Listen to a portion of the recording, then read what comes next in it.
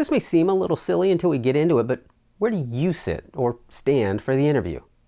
We've mentioned the audience being able to see the eyes of your subject a couple of times now, and that's really important. That's how your audience connects with the story, is through the eyes of the person who's telling it. I had a directing teacher who used to love his catchphrases, and he had a bunch of them that still stick in my head. One of them was, "As many eyes as you can see."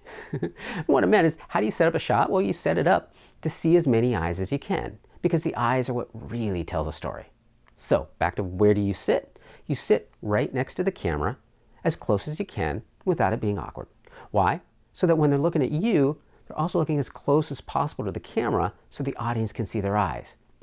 You want it to feel like they're looking almost at the camera without having to actually look at the camera and remember that they're being filmed. Filmmaker Errol, he took this so far, he actually created a system that would superimpose his face on a transparent one-way mirror in front of the camera lens, so that the subject could look straight into his eyes on the mirror while they're actually looking straight into the camera that's behind the mirror. And then you don't need to take it that far, but it's useful just to think of that as you're setting up your shot. You want them looking as close to the camera as possible. While we're on the subject of where they're looking, let's go back to the rule of thirds for a second and add one extra element to it.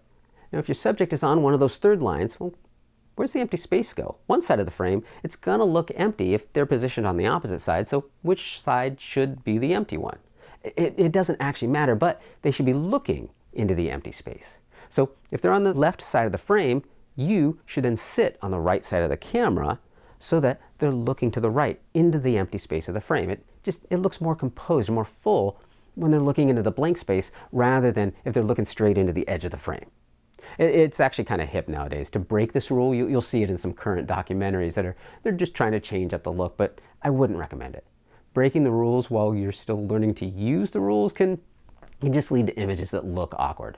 But mix it up, especially if you're using multiple interviews in a single video. Having people look in different directions, which means you're sitting on different sides of the camera for different interviews, it can make the overall piece just look more interesting as the angles change. And it can help the audience keep the different voices distinct because their images are going to be more distinct.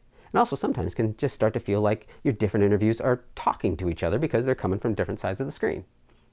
So, back to the point. Where do you sit? Close to the camera so we can see their eyes, and make sure that the frame opens up in the direction that they're looking.